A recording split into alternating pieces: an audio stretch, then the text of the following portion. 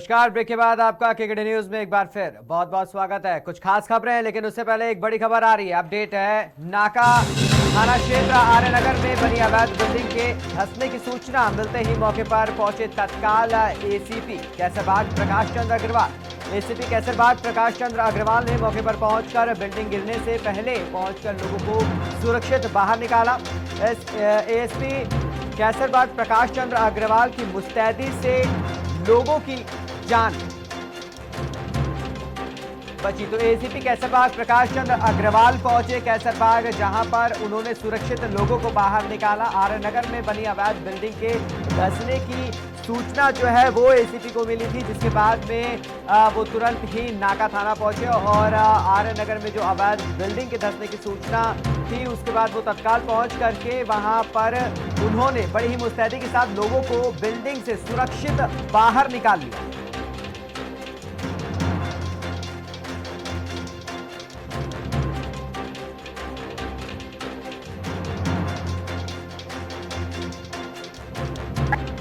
राजधानी लखनऊ में एक बड़ा हादसा हो गया। हम आपको बता दें कि हम इस नाके क्षेत्र आर्यनगर में मौजूद है, जहां पे एक अवैध तरीके की बिल्डिंग बल्कि से तहस नहस हो गई। इसके नीचे काफी सामान जो किराएदार थे उनका दब गया है और साथ में एक बिल्डिंग बगल में भी बनी हुई है, जहां पे आप देख सकते हैं कि उनकी बाउंड्री जो है वो पूरी तरीके से टूट गई है और उनके घर में एक स्कूटी खड़ी हुई थी, वो स्कूटी भी आप देख सकते हैं कि पूरी तरीके से उस स्कूटी के ऊपर भी उस बिल्डिंग का मलबा गिरा, जिसके कारण दब गया है।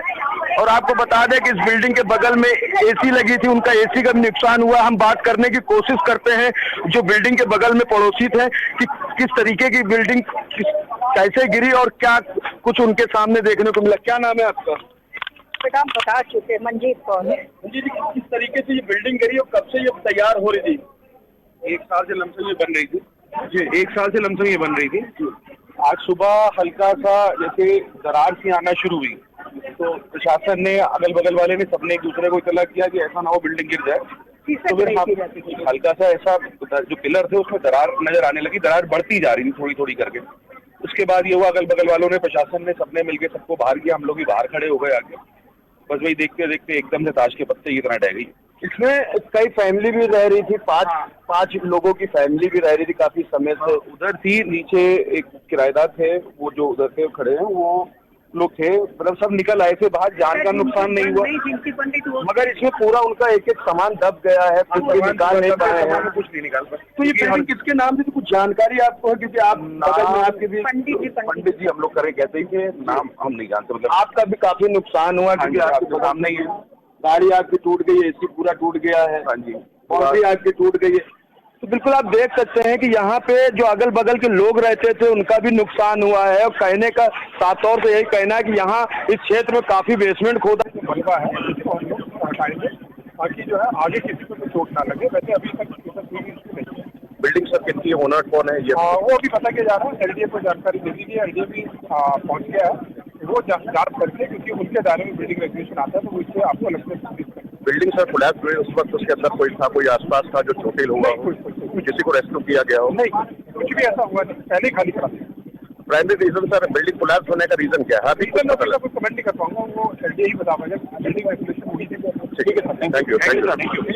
लो साल से रह रहे हैं। हमारा छोटा भाई रहता है, पूरे मेरी भाभी रहती हैं, उसकी बहन रहते हैं, उसके 2 बच्चे हैं, बीबी हैं, और इनसे निवेदन करते 6-7 महीने से चला आ रहा है अमित नाम जो मेरा भतीजा है कि साहब ये हम लोग के लिए कोई सुरक्षित कर दीजिए।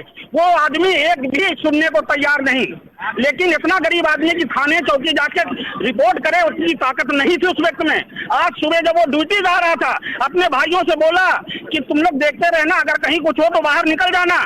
वो ड्यूटी पे पहुंचा ही था, तब तक फोन चला गया कि तुरंत आओ, बिल्डिंग ढह रही है। उसके आते आते ये बिल्डिंग ढह गई। अगर वो नहीं सचेत किया जाता, पुलिस प्रशासन नहीं आता, तो आज पूरा परिवार बंद हो जाता और कोई मुआवजा मांगने वाला नहीं बचता। ये दादा पापा और हम, ये मेरा लड़का चौथी पीढ़ी है, 70 साल से रह रहे थे। इन बंदों लोगों ने अपना आपस साथ गांठ करके क्या बात करी है, इन्होंने मकान बनाना शुरू कर दिया। मेरी दीवार टूटी, हमने ऑब्जेक्शन करा, इन्होंने भी 20 दिन के बाद नहीं बनाया। हमने कहा हम थाने जा रहे भैया, हम आपसे बात नहीं कर पाएंगे। तो इन्होंने उस डर में इन्होंने मेरी दीवार खड़ी कर दी। फिर मचाना थोड़ा मचाना, हमने अपने पैसे बनाया। फिर बाद में ये कंस्ट्रक्शन काम करते चले गए, तो हम लोग कुछ नहीं बोले थे। इन्होंने 3 मंजिल खड़ा करने के बाद बेसमेंट खोदने लगे। बेसमेंट खोद रहे थे 4-5 दिन से, और आज भी मेरी टक्कर आ रहा था, आज टक्कर लटक गया है। वो बेसमेंट खोदने से मेरी बिल्डिंग की न्यू कसने के बाद पूरी देख लिया, तहस नहस हो गया। और हम लोग यहाँ किराएदार 70,000 रुपए, और यहाँ पर मेरा एक सामान है लिखा हुआ है, मेरा तो पूरा सामान इसी के अंदर रह गया है।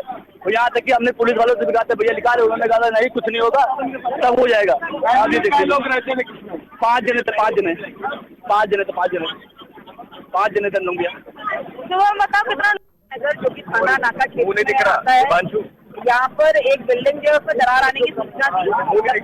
तलबत्ता से स्थानीय पुलिस, SHO नाका और ACP जैसलबाग मौके पर पहुंचे, और 1 घंटे के अंदर ही जो बिल्डिंग है वो पूरी गिर चुकी है, और इसमें किसी प्रकार की जनहानि नहीं है। जितने लोग अंदर रहते थे उन सभी को सुरक्षित रूप से बाहर निकाल लिया गया है, और बाकी जो है और संबंधित विभागों को सूचना दे दी गई है, वो आकर के और अग्रिम जांच पड़ताल करेंगे। मैम, क्या बेसमेंट की खुदाई चल रही थी, ऐसा कुछ कार्य? इसके बारे में अभी जानकारी नहीं है।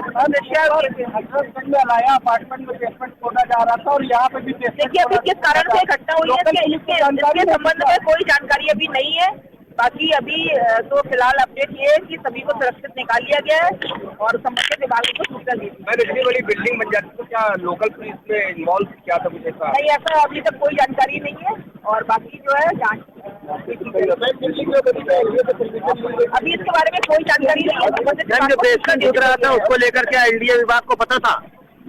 राजधानी लखनऊ आपने राजधानी लखनऊ से अपडेट जो थी वो हमने आपको बताई, जहां पर कैसरबाग में स्थित जो बिल्डिंग है आर्य नगर में अवैध बिल्डिंग बनी हुई थी, उसके धंसने की सूचना मिल रही है, जहां पर आसपास में भी जो मकान बने हुए हैं वो भी कहीं ना कहीं जो है क्षतिग्रस्त होते हुए फिलहाल नजर आए हैं।